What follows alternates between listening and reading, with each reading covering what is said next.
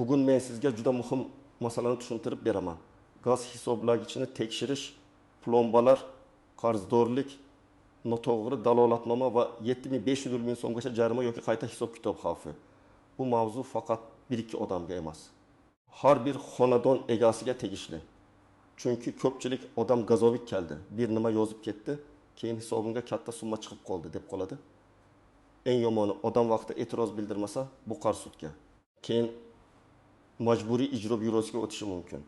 Shundan keyin plastik karta, mashina, hatto uy-joy bilan bog'liq muammolar boshlanishi ehtimoli bor. Men bugun sizga vahima qilish uchun emas, o'zingizni himoya qilishni bilishingiz uchun gapiryapman. Videoni oxirigacha ko'ring. Chunki bitta imzo, bitta rasm yoki bitta ariza sizni millionlab so'mlik muammodan saqlab qolishi mumkin. Hozirning o'zida kanalga obuna bo'ling, like bosing. Chunki men bunday mavzularni oddiy tilda odamlar tushunadigan qilib tushuntirib boraman. Oldin ko'pchilik gaz masalasiga uncha jiddiy qaramasdi. Hisoblagich turibdi. Gaz kelib turibdi. Oyma-oy to'lov qilib yuribman. Demak hammasi joyida deb o'ylardi. Gaz xodimlari kelib ko'rsatkichni yozib ketardi. Ba'zan hisoblagich ko'rinmay qolsa, taxminiy hisob yozilardi. Ba'zi xonadonlarda eski hisoblagichlar yillar davomida tekshiruvdan o'tmasdan ishlatilgan. Odamlar esa hisoblagichni qachon qiyoslashdan o'tkazish kerak, plomba qayerda turishi kerak, kim dalolatnoma tuzishga haqli bilmasdi. Hozir vaziyat ancha o'zgargan. Raqamli bazalar, abonent hisoblari, qarzdorlik monitoringi, reydlar va tekshiruvlar kuchaygan. Gaz ta'minoti tashkilotlari noqonuniy ulanish, hisoblagichga aralashish, plombani buzish, ko'rsatkichni yashirish kabi holatlarga jiddiy qarayapti. Lekin muammo shundaki, hamma holat ham haqiqiy qoidabuzarlik bo'lavermaydi. Ba'zan oddiy texnik xato, eski plomba, noto'g'ri yozilgan ko'rsatkich yoki xodimning shoshma-shosharligi sababli oddiy fuqaro katta qarzdorga aylanib qoladi. Masalan, xonadonga gaz xodimi keladi, hisoblagichni ko'radi, plomba shubhali deydi, dalolatnoma yozadi. Uy egasi esa nima yozilganini o'qimasdan imzo qo'yadi. Bir haftadan keyin yoki bir oy o'tib abonent hisobida 7.500 ming so'm, 12 million so'm yoki undan ham ko'proq hisob-kitob paydo bo'ladi. Odam hayron. Men gazni o'g'irlamaganman. Hamma to'lovim bor edi-ku deydi. Lekin dalolatnomada plomba buzilgan, hisoblagichga tashqi ta'sir bo'lgan, iste'mol yashirilgan degan so'zlar turgan bo'lsa, keyin isbotlash ancha qiyinlashadi. Men shu joyda aniq aytaman.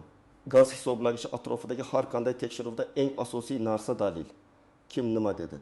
Og'zaki gap, qo'rqitish yoki aka shunchaki imzo qo'ying degan gaplar keyin sizni himoya qilmaydi. Sizni hujjat, rasm, video, ariza nusxasi, kvitansiya yozma e'tiroz himoya qiladi. Birinchi navbatda eski hisoblagich ishlatayotganlar ehtiyot bo'lishi kerak. Agar hisoblagichingiz qachon o'rnatilganini, oxirgi qiyoslar sanasini, plombaning raqamini bilmasangiz, siz xavf guruhidasiz. Chunki tekshiruv paytida xodim hisoblagich muddati o'tgan, qiyoslashdan o'tmagan, plomba eskirgan deb dalolatnoma tuzishi mumkin. Bu har doim ham jarima degani emas. Lekin siz hujjatlarni bilmasangiz ortiqcha hisob-kitob chiqishi mumkin. Ikkinchi xavf guruhi bu uyni ijaraga berganlar. Uy egasi boshqa joyda yashaydi. Kvartirada ijarachi turadi. Ijarachi gazdan foydalanadi, lekin hisoblagichga e'tibor bermaydi. Gaz xodimi kelganda eshikni ijarachi ochadi, dalolatnomaga ham u imzo qo'yib yuboradi. Keyin qarz abonent hisobiga, ya'ni uy egasining nomiga tushadi. Uy egasi esa men u yerda yashamaganman desa ham, gaz ta'minoti uchun asosiy javobgar abonent hisobidagi shaxs bo'lib qoladi. Uchinchi xavf guruhi bu yangi uy sotib olganlar. Ko'p odam kvartira olayotganda kadastr, oldi-sotdi shartnomasi, kommunal qarzlar haqida umumiy ma'lumot oladi. Lekin gaz hisoblagichi holatini alohida tekshirmaydi. Masalan, siz 600 million so'mga kvartira oldingiz. Oldingi egasi gazni to'lab kelganman deydi. Siz ham ishonasiz. 2 oy o'tib tekshiruv keladi va hisoblagichdagi eski plomba bo'yicha savol tug'iladi. Dalolatnoma tuziladi. Siz bu men sotib olmasimdan oldin bo'lgan deysiz. Lekin buni isbotlash uchun oldi-sotdi paytidagi hisoblagich rasmi, ko'rsatkich, qarzdorlik yo'qligi haqida ma'lumotnoma va topshirish qabul qilish dalolatnomasi kerak bo'ladi. 4-chi xavf guruhi bu xususiy uy egalari. Chunki xususiy uylarda isitish qozoni, gaz plitasi, suv isitgich, ba'zan qo'shimcha qurilmalar bo'ladi. Agar qurilma rasmiy sxemada ko'rsatilmagan bo'lsa yoki gaz tarmog'iga o'zboshimchalik bilan ulanilgan bo'lsa, Bu juda katta muammo tug'diradi. Ayrim odamlar ustani chaqirdim, u ulab berdi deb o'ylaydi. Lekin gaz tizimiga har qanday o'zgartirish faqat vakolatli tashkilot orqali hujjat bilan qilinishi kerak. Kimlar unchalik xavotir olmasligi mumkin? Agar hisoblagichingiz yangi bo'lsa, plombalar joyida bo'lsa, barcha to'lovlar kvitansiyasi saqlangan bo'lsa, qiyoslash muddati o'tmagan bo'lsa, gaz qurilmalari hujjatga mos bo'lsa, sizda xavf ancha past. Lekin baribir tekshiruv paytida beparvo bo'lish mumkin emas. Chunki hatto tartibli abonent ham noto'g'ri dalolatnoma yoki noto'g'ri hisob-kitobdan aziyat chekishi mumkin. Birinchi misol. Toshkent viloyatida bir oila kvartirada yashaydi. Hisoblagich koridorida eski temir qutida turadi. Uy egasi har oy taqriban 1000 yoki 120 ming so'm atrofida gaz to'lab kelgan. Bir kuni tekshiruv keladi va plomba simi bo'shab qolganini aytadi. Uy egasi men tegmaganman, bu hisoblagichni o'rnatgandan beri shunaqa deydi. Xodim dalolatnoma yozadi. Uy egasi o'qimay imzo qo'yadi. Chunki xodim bu faqat tekshiruv uchun deydi. Keyin 7500 ming so'm qayta hisob-kitob chiqadi. Endi savol, bu odam haqiqatda gaz o'g'irlaganmi? Balki yo'q, lekin u imzo qo'ygan hujjatda holat qayd etilgan. Shuning uchun men doim aytaman, dalolatnomani o'qimasdan imzo qo'ymang. Ikkinchi misol, bir ayol kvartirasini ijaraga bergan. Ijarachi qishda gaz pechini ko'p ishlatgan, lekin to'lovlarni vaqtida qilmagan. Abonent hisobida 2800 ming so'm qarz yig'ilgan. Keyin gaz tashkiloti qarzdorlik bo'yicha ogohlantirish beradi. Uy egasi bundan kech xabar topadi. Qarz ustiga penya, da'vo, sud xarajatlari qo'shilishi mumkin. Agar sud qarori chiqsa, MIB ijro ishini boshlaydi. Bu degani karta hisoblari bloklanishi, ish haqidan ushlab qolish, avtomobilga taqiq qo'yilishi mumkin. Uy joyini yo'qotish deganda odamlar ko'pincha darhol kvartirani olib qo'yishadi deb tushunadi. Amalda jarayon bosqichma-bosqich bo'ladi. Lekin katta qarzlar va sud qarorlari bor bo'lsa, mulkka nisbatan cheklovlar paydo bo'lishi mumkin. Shu sababli ijaraga bergan odam gaz hisobini har oy nazorat qilishi shart. Uchinchi misol, bir kishi uy sotib oladi. Notariusda hammasi rasmiy bo'ladi. Lekin gaz bo'yicha eski abonent hisobini o'z nomiga o'tkazishni cho'zadi. Oradan 6 oy o'tadi. Shu vaqt ichida eski egadan qolgan qarz yangi iste'mol va hisoblagich bo'yicha muammo aralashib ketadi. Keyin kim qancha gaz ishlatganini ajratish qiyinlashadi. Agar oldi-sotdi kuni hisoblagich ko'rsatkichi 2345 kub bo'lganini rasmga olib, dalolatnomaga yozib qo'yishganda masala ancha oson hal bo'lardi. 4-misol. Xususiy uyda yashovchi odam qozon almashtiradi. Eski qozon 24 kilovat bo'lgan, yangisi 32 kilovat. Ustani chaqirib ulatadi, lekin gaz idorasiga xabar bermaydi. Keyin tekshiruvda qurilma loyihada ko'rsatilmagan yoki quvvati mos emasligi aniqlanadi. Natijada o'zboshimchalik bilan o'zgartirish degan masala chiqadi. Bu yerda odam gazni o'g'irlamagan bo'lishi mumkin. Lekin texnik qoidani buzgan bo'ladi. Gaz xavfli resurs, shuning uchun qurilmalarni o'zgartirishda hujjat juda muhim. Agar gaz xodimlari tekshiruvga kelsa, siz birinchi navbatda xotirjam bo'ling. Qo'rqib, shoshilib. Nima desa shuni imzolash eng katta xato. Men tomoshabinlarga doim shunday deyman. Siz davlat yoki xizmat tashkiloti xodimi bilan tortishish uchun emas, o'z huquqingizni bilgan holda muloqot qilish uchun eshik ochyapsiz. Xodimdan xizmat guvohnomasini ko'rsatishni so'rang. Qaysi tashkilotdan kelganini, nima maqsadda kelganini aniqlang. Agar reyd bo'lsa, tekshiruv asosini so'rashingiz mumkin. Hisoblagich ko'rilayotgan paytda telefoningizda video yoki rasmga oling. Bu qo'pollik emas, bu sizning himoyangiz. Faqat xodimga xalaqit bermang, haqorat qilmang, qo'l tekkizmang. Lekin hisoblagichning umumiy ko'rinishi, plomba raqami, ko'rsatkich, quti holatini suratga olib qo'ying. Agar dalolatnoma tuzilsa, uni albatta o'qing. Men shoshilyapman. Keyin ko'rasiz. Bu oddiy qog'oz degan gaplarga ishonmang. Dalolatnomada aynan nima yozilganini ko'ring. Plomba buzilgan deb yozilganmi? Hisoblagichga aralashuv bor deb yozilganmi? Abonent e'tiroz bildirmadi deb yozilganmi? Mana shu jumlalar keyin sizga qarshi ishlashi mumkin. Agar siz rozi bo'lmasangiz, dalolatnomaga mazkur holatga rozi emasman, hisoblagichga aralashmaganman, plombaning avvalgi holati menga noma'lum, qo'shimcha ekspertiza va qayta tekshiruv talab qilaman deb yozing. Imzo qo'ysangiz ham e'tirozingizni yozib qo'ying. Eng yomoni bu bo'sh joyga imzo qo'yish yoki roziman degan mazmunda imzo qo'yishdir. Agar sizga dalolatnoma nusxasini bermasa, bu ham muammo. nusxa talab qiling. Bermasa telefoningizga suratga oling. Hech bo'lmasa dalolatnoma raqami, sana xodimning familiyasi, hisoblagich ko'rsatkichi va yozilgan holatni qayd qilib oling. Ko'pchilik jarima deganda faqat sud tomonidan belgilangan ma'muriy jarimani tushunadi.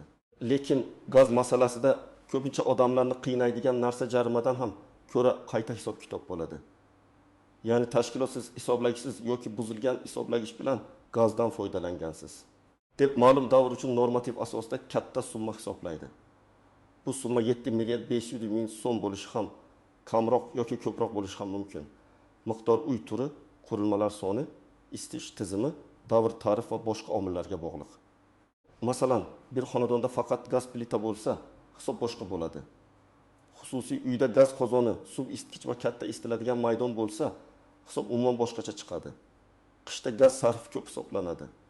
Yozda kamroq bo'lishi mumkin. Agar tashkilot hisoblagich 3 oy davomida noto'g'ri ishlagan desa bir summa, 1 yil davomida nazoratdan chetda bo'lgan desa boshqa summa chiqadi. Shuning uchun dalolatnomada davr va sabab juda muhim. Men bu yerda muhim farqni tushuntiraman. Agar siz haqiqatan ham noqonuniy ulanish qilgan bo'lsangiz, plomba buzgan bo'lsangiz, magnit qo'ygan bo'lsangiz yoki hisoblagichni aylantirgan bo'lsangiz, bu juda jiddiy oqibatlarga olib keladi. Bunday holatda men hech kimga qanday qutulish mumkin deb maslahat bermayman. Qonunni buzmaslik kerak. Lekin agar sizning holatingizda xatolik bo'lsa, plomba o'zi eskirgan bo'lsa, hisoblagichga siz tegmagan bo'lsangiz, ko'rsatkich noto'g'ri yozilgan bo'lsa, u holda o'zingizni himoya qilishga to'liq haqlisiz. Birinchi nozik jihat. Plomba buzilgan bo'lsa, darhol abonent aybdor degani emas. Plomba vaqt o'tishi bilan zanglashi, simi bo'shashi, quti shikastlanishi, ta'mirlash paytida tasodifan zarar ko'rishi mumkin. Lekin abonent buni vaqtida gaz tashkilotiga yozma bildirishi kerak. Agar siz plombada shubhali holatni ko'rib, indamay yursangiz, keyin men bilmaganman deyish qiyinroq bo'ladi. Ikkinchi nozik jihat. Hisoblagich tashqarida yoki umumiy yo'lakda tursa, unga boshqa odamlar ham yaqinlashishi mumkin. Masalan, ko'p qavatli uylarda hisoblagichlar podyezdda turadi. Bunday holatda abonent nazorati cheklangan bo'ladi. Agar tekshiruvda muammo chiqsa, siz aynan shu holatni yozma qayd etishingiz kerak. Hisoblagich umumiy foydalanish joyida joylashgan, unga 3-chi shaxslar kirishi mumkin. Men tomonidan aralashuv bo'lmagan. Bu jumla keyingi e'tirozlarda muhim bo'lishi mumkin. 3-chi nozik jihat og'zaki kelishuvga ishonmang. Aka, hozir imzo qo'ying, keyin hal qilib beramiz. Opa, pul chiqmaydi, faqat rasmiyatchilik. Borib ariza yozsangiz o'chadi degan gaplar ko'p bo'ladi. Lekin keyin tizimga hisob-kitob tushgandan so'ng o'sha xodimni topish ham qiyin bo'lishi mumkin. Har qanday va'da yozma bo'lmasa, u sizni himoya qilmaydi. 4-chi nozik jihat. To'lov qilganingiz hamma narsani isbotlamaydi. Siz har oy to'lov qilgan bo'lishingiz mumkin. Lekin tashkilot hisoblagich to'g'ri hisoblamagan, real iste'mol bundan ko'p bo'lgan deb da'vo qilishi mumkin. Shuning uchun faqat kvitansiya emas, hisoblagich holati, plomba, qiyoslash muddati ham muhim. 5-chi nozik jihat. Qarzni bo'lib to'lash masalani tan olish bo'lib qolishi mumkin. Agar siz katta summa chiqib, darhol bir qismini to'lab yuborsangiz, keyin tashkilot abonent qarzni tan olgan deb aytishi ehtimoli bor. Albatta, har bir holat alohida baholanadi, lekin agar siz hisob-kitobga rozi bo'lmasangiz, avval yozma e'tiroz bering. Qayta ko'rib chiqishni so'rang, hujjatlarni talab qiling. Keyin huquqiy strategiya bilan harakat qiling. Endi eng muhim qismga o'tamiz. Agar gaz hisoblagichi bo'yicha tekshiruv bo'lsa yoki hisobingizga katta summa chiqsa, nima qilasiz? Birinchi qadam, barcha dalillarni yig'ing. Hisoblagichning hozirgi ko'rsatkichini rasmga oling. Plomba raqamini, hisoblagich raqamini, umumiy joylashuvini suratga oling. Agar eski suratlaringiz bo'lsa. Masalan, uy sotib olingan kundagi yoki oldingi tekshiruvdagi rasmlar, ularni ham saqlang. To'lov kvitansiyalari, bank ilovasidagi cheklarni yuklab oling. Abonent raqamingiz, shaxsiy hisob raqam, shartnoma, kadastr hujjatlari. Pasport nusxasi kerak bo'lishi mumkin. Ikkinchi qadam, gaz ta'minoti tashkilotiga yozma ariza bering. Arizada shunday mazmun bo'lishi kerak. Mening abonent hisobimga falon summa hisoblangan. Ushbu hisob-kitob asoslarini, dalolatnoma nusxasini, hisoblash davrini, qo'llangan tarif va formulani taqdim etishingizni so'rayman. Hisob-kitobga rozi emasman. Qayta tekshiruv va zarur bo'lsa ekspertiza o'tkazilishini so'rayman. arizani 2 nusxada tayyorlang. Bir nusxasini topshirasiz. Ikkinchi nusxangizga kirim raqami, sana va qabul qilgan xodim imzosini qo'ydirasiz. Agar elektron qabulxona bo'lsa, elektron murojaat ham yuboring va raqamini saqlang. 3-qadam. Dalolatnomani tahlil qiling. Unda sana bormi? Xodimlar imzosi bormi? Guvohlar bormi? Sizning e'tirozingiz yozilganmi? Hisoblagich raqami to'g'ri ko'rsatilganmi? Ko'rsatkich to'g'rimi? Plomba raqami mosmi? Ba'zan oddiy raqam xatosi ham katta muammo tug'diradi. Masalan, hisoblagich ko'rsatkichi 10.2 miqdorda mehr bo'lgan, dalolatnomaga jertakchi miqdorda mehr deb yozilgan. Natijada minglab ko'p farq paydo bo'ladi. Shuning uchun har bir raqamni tekshiring. 4-qadam. Agar javob qoniqtirmasa, yuqori tashkilotlarga murojaat qiling. Gaz ta'minoti hududiy boshqarmasi, iste'molchilar huquqlarini himoya qiluvchi organlar, prokuratura yoki sud tartibida e'tiroz bildirish mumkin. Men har doim maslahat beraman.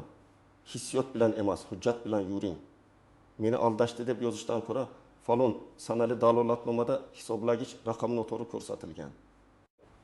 Falon sanali kvitansiyalarga ko'ra to'lovlar amalga oshirilgan. Hisoblash davri asoslantirilmagan deb yozish kuchliroq. 5-qadam. Sudga yetib borsa befarq bo'lmang. Ko'pchilik suddan xat kelganda qo'rqadi yoki baribir foydasi yo'q deb bormaydi. Bu katta xato. Agar siz sudga bormasangiz, tashkilot taqdim etgan hujjatlar asosida qaror chiqishi mumkin. Sudda siz dalolatnoma bo'yicha e'tirozlaringizni, to'lovlaringizni, rasm va videolarni, ariza nusxalarini ko'rsatishingiz mumkin. Zarur bo'lsa ekspertiza so'rashingiz mumkin. Sud jarayonida muddatlar juda muhim. Shuning uchun xatlarni e'tiborsiz qoldirmang. 6-qadam. Uy sotib olayotganda alohida ehtiyot bo'ling. Men har bir xaridorga shunday deyman. Kvartira yoki uy olayotganda gaz, elektr, suv, issiqlik bo'yicha qarzdorlik yo'qligini tekshiring. Hisoblagich ko'rsatkichlarini oldi-sotdi kuni surdagi oling. Topshirish qabul qilish dalolatnomasiga gaz hisoblagichi ko'rsatkichi falon, plomba holati ko'zdan kechirildi. Abonent hisobidagi qarzdorlik falon deb yozing. Abonent hisobini imkon qadar tez o'z nomingizga o'tkazing. Bu mayda ishdek tuyuladi, lekin keyin sizni katta bahslardan saqlaydi. 7-qadam. Ijaraga bergan bo'lsangiz, shartnomaga kommunal to'lovlar bandini kiriting. Ijarachi gaz, elektr, suvni qaysi muddatda to'laydi? Cheklarni kimga yuboradi? Qarz paydo bo'lsa kim javobgar bo'ladi? Tekshiruv kelganda uy egasiga xabar berish majburiyati borligi yozilishi kerak. Har oy abonent hisobini onlayn tekshirib turing. Ijarachiga ishonish yaxshi, lekin nazorat qilmaslik yomon. 8-qadam. Hisoblagichga hech qachon o'zingiz tegmang. Plomba bo'sh ko'rinsa ham, sim qiyshaygan bo'lsa ham, quti yopilmayotgan bo'lsa ham, o'zim to'g'rilab qo'yay demang. Darhol rasmga oling va gaz tashkilotiga yozma xabar bering. Shundan keyin abonent yashirdi deyish qiyinroq bo'ladi. Har qanday ta'mirlash, ko'chirish, almashtirish rasmiy tartibda bo'lishi kerak. Endi eng qo'rqinchli savolga kelamiz. Gaz qarzi yoki jarima sabab kvartirani yo'qotish mumkinmi? Men buni to'g'ri tushuntiraman. Odatda gaz tashkiloti kelib ertaga uyingizni olib qo'ymaydi. Jarayon shunday bo'ladi. Avval qarzdorlik yoki hisob-kitob paydo bo'ladi. Keyin talabnoma yuboriladi. Keyin sudga da'vo kiritilishi mumkin. Sud qarori chiqsa, ijro hujjati MIBga beriladi. MIB esa qarzdorning bank kartalari, ish haqi, avtomobili, boshqa mol-mulkiga nisbatan choralar ko'rishi mumkin. Katta qarzlar bo'lsa, mulkka taqiq qo'yilishi, ayrim hollarda undiruv masalasi ko'rilishi mumkin. Demak, asosiy xavf shundaki, siz muammoni boshida hal qilmasangiz, bu huquqiy qarzga aylanadi. Huquqiy qarz esa oddiy kommunal muammo emas, ijro muammosiga aylanadi. Shuning uchun men sizga aytyapman, hisobingizda g'alati summa ko'rsangiz, keyin ko'raman demang. Bugun ariza bering. Bugun dalolatnoma nusxasini so'rang. Bugun rasm va cheklarni yig'ing. Vaqt o'tgan sayin sizning pozitsiyangiz zaiflashadi. Birinchidan, bo'sh qog'ozga imzo qo'ymang. Ikkinchidan, o'qimagan hujjatga imzo qo'ymang. Uchinchidan, roziman degan mazmundagi hujjatni tushunmasdan tasdiqlamang. To'rtinchidan, xodim bilan janjallashmang, chunki bu sizning foydangizga ishlamaydi. Beshinchidan, hisoblagichni yashirmang, eshik ochmaslik bilan muammo yo'qolmaydi. Oltinchidan, qarz chiqqan zahot hammasini to'lab yuborishdan oldin, agar rozi bo'lmasangiz, yozma e'tiroz qiling. Yettinchidan, tanish orqali hal qilaman deb vaqt yo'qotmang. Eng kuchli yo'l bu rasmiy yo'l. Men yana bir narsani alohida ta'kidlayman. Agar siz haq bo'lsangiz ham, buni isbotlash uchun tartibli harakat kerak. oddiy odam ko'pincha men aybdor emasman deb o'ylaydi va shu yetarli deb hisoblaydi. Lekin huquqiy jarayonda men aybdor emasman degan gapning yonida dalil bo'lishi kerak. Dalil bo'lmasa, qarshi tomondagi dalolatnoma kuchliroq ko'rinadi.